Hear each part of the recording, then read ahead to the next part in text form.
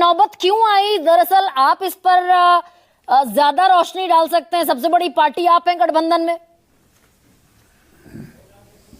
एक कैंची चलाने की 64,000 करोड़ देने थे, दिए मात्र 36,000 करोड़।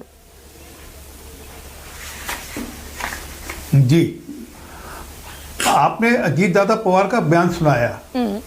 अजीत दादा पवार ने कहा कि हम नहीं देंगे, उन्होंने कहा हम थोड़ा और बेहतर कर हम देंगे।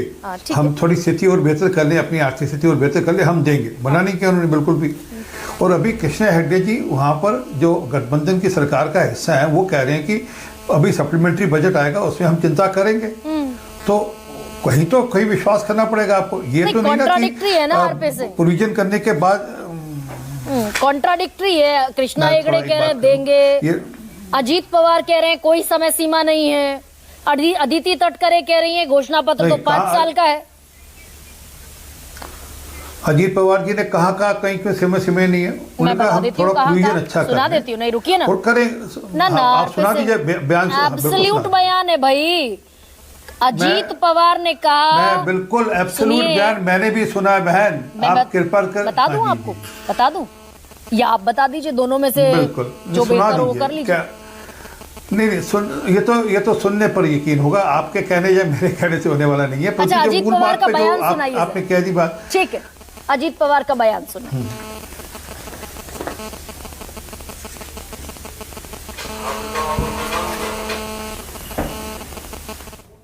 उन्होंने कहा सप्लीमेंट्री जो हमारे बजट है जुलाई में और दिसंबर। मेरा एक भी स्टेटमेंट निकालो, एक भी स्टेटमेंट कि मैंने ये वादा किया था, कभी भी मैंने ये नहीं कहा। लेकिन महायुति सरकार ने महायुति वालों ने जो जाहिरनामा दिया था उसमें ये था, ये सही है, उसके बारे में हम सोचकर आगे जा रहे हैं। हमने कभी डिनाई नहीं किया है। हमारी पोजीशन फाइनेंशियली सुधारने के बाद हम वो भी, तो फाइनेंशियल स्थिति सुधरने के बाद करेंगे, यानी कि फाइनेंशियल स्थिति अभी खराब है, ये कह रहे हैं अजीत पवार। मैंने तो कहा नहीं, जिसने कहा था करेंगे आगे। अलावा अजीत दादा का और एक बयान है, अपने हिसाब से ट्विस्ट कर रही बात उनकी। ठीक है, जहाँ पर उन्होंने क्लियरली कहा है कि जुलाई और दिसंबर में। कृष्णा हेगड़े एक सेकंड रुक जाइए, आरपी से कृष्णा हेगड़े जी को बोल लीजिए प्लीज। नहीं, कृष्णा हेगड़े जी को बोल लीजिए, वो वहीं के लोकल है, ज्यादा अच्छा बता पाएंगे। नहीं, अब ये तो मुझे तय करने दीजिए आरपी से, ये तो मुझे तय करने दीजिए। आपने कहा अजीत पवार का बयान सुनवा दीजिए। अजीत पवार कह रहे हैं वित्तीय स्थिति सुधरेगी, फाइनेंशियल स्थिति ठीक होगी, तब हम लागू करेंगे। अभी फाइनेंशियल स्थिति खराब है महाराष्ट्र की। गरिमा जी, अजीत पवार जी का 2 बयान है। इसमें एक उन्होंने कहा सप्लीमेंट्री बयान जो है, सप्लीमेंट्री बजट जो जुलाई को और दिसंबर को फिर से पेश करेंगे, उसमें वो प्रोविजन करेंगे। और दूसरा उनका जो बयान है वो ये एक बयान है। तो उन्होंने 2 बयान दिया इस मुद्दे पर। सप्लीमेंट्री बजट का कोई बयान मेरे पास अजीत पवार का नहीं है। कृष्णा हेगड़े, आप चाहें तो उसको सुना सकते हैं।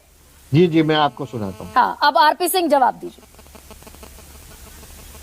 जी, वो हेगड़े साहब आपको बयान सुनाएंगे, क्योंकि मैंने कहा ना वहाँ के क्षेत्रीय हैं और इसलिए उनके पास जानकारी आपसे ज्यादा होगी। आपकी रिसर्च टीम अच्छी है, परंतु उनके पास जानकारी ज्यादा अच्छी होगी। परंतु जो मूल बात है, क्या ऐसा तो नहीं किया कि संपत्ति कर 600% बढ़ा दिया हो, वाहन पर पंजीकरण 10% बढ़ा दिया, अस्पतालों पर जो शुल्क है सेवा शुल्क 5% बढ़ा दिया हो, राज्य पोषित कॉलेज फीस 10% बढ़ा दी हो, जो राज्य जो कॉलेजेस चलाते हो, मेट्रो के फीस 50%, मेट्रो की जो टिकट है 50% बढ़ा दी हो, इलेक्ट्रिक व्हीकल्स जो कि हर स्टेट उसको ऑलमोस्ट सब्सिडीज दे रही है, उस पर 10% बढ़ा दिया हो, बिजली के टैरिफ 14.5% बढ़ा दिया हो, पानी के टैरिफ 30% बढ़ा दिया हो, संपत्ति टैक्स 25% बढ़ा दिया हो, बीज दरें 60% बढ़ा दी हो, दूध की दरें 15% बढ़ा दी हो, बस के किराए 15।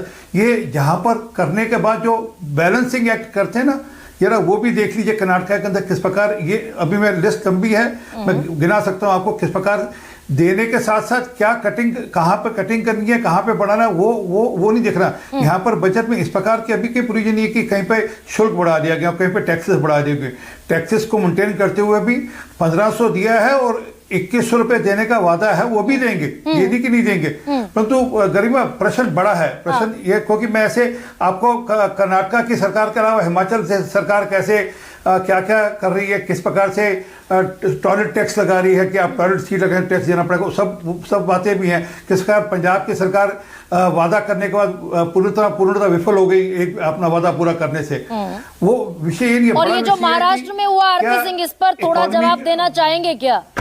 जो महाराष्ट्र में हुआ, मुख्यमंत्री तीर्थ दर्शन योजना का 30 करोड़ का बजट था, बजट इस बजट में 25-26 के फाइनेंशियल ईयर में बजट है 0। शिव भोजन थाली योजना जिसका बजट 1300 करोड़ रुपए था, इस बार बजट में बजट है 0। आनंदाचा शिधा योजना का बजट था 602 करोड़ रुपए, इस बार बजट में बजट रखा गया है 0। यानी कि तीनों योजनाएं बंद कर दी गई, कोई बजट नहीं है। मैं चाहूंगा कि एक बार अपनी रिसर्च टीम को पुनः थोड़ा फाइन प्रिंट पढ़ लें। अच्छा, तो सुविधा हो जाएगी। एक दूसरा, हाँ मैं सुविधा हो जाएगी, क्योंकि आप सिर्फ हेडिंग पढ़ रहे हैं, फाइन प्रिंट नहीं पढ़ रहे। मेरे हिसाब से शिव भोजन थाली बंद नहीं हुई। हाँ, बाकी मैं भी अपनी टीम को बोल रहा हूँ कि तीर्थ यात्रा पे जानकारी देकर देंगे मेरे को। तो जो मूल बात कह रहा था, नहीं, मैं इस पे मैं दावे के साथ कह रही हूँ आरपी सिंह, इस बजट में 7 लाख करोड़ का बजट है। ना तीर्थ योजना का कोई बजट है, ना आनंदाचा शिधा योजना का कोई बजट है, और ना शिव भोजन थाली योजना का कोई बजट है। 0 बजट है। हो गया। मैंने कहा कि मेरे पास फाइन प्रिंट नहीं है। मैं अभी आपकी डिबेट के दौरान छोड़ूंगा नहीं, डिबेट के दौरान ही आपको पढ़कर बता दूंगा मैं कि क्या प्रोविजन है। परंतु जो मूल बात जिस पे बार बार मुझे टोक रही है वो है कि क्या वादे कर पूरा करना और वादे कर वापस मुकरना, ये दो चीजें। एक सेकेंडरी, क्या लाभकारी है क्या लाभकारी नहीं, ये भी सोचना चाहिए। क्योंकि अगर देश भर में हर घर तक नल जा रहा है वो लाभकारी में आएगा। अगर हर गांव तक बिजली पहुंची है तो वो लाभकारी में आएगी। अगर 25 करोड़ लोगों को गरीबी रेखा से ऊपर उठाया जाएगा तो चिंता की कहीं ना कहीं चिंता की गई है। और 4 करोड़ लोगों को सिर पे छत पक्का मकान दिया गया तो चिंता की गई है। तो अब ये दूसरी तरफ डिबेट ले जा रहे हैं आरपी सिंह। मैं तो 2 करोड़ 53 लाख उन महिलाओं का सवाल पूछ रही हूँ जिन्हें कहा था एकनाथ शिंदे ने, भाई मेरे लिए लाडला भाई का टैग सबसे बड़ा टैग है, सबसे बड़ी उपाधि है लाडला भाई की। अब वो ये पूछ रही हैं हमने क्या गुनाह किया भाई, 2 करोड़ 53 लाख से घटाते 2 करोड़ 31 लाख पर आ गए।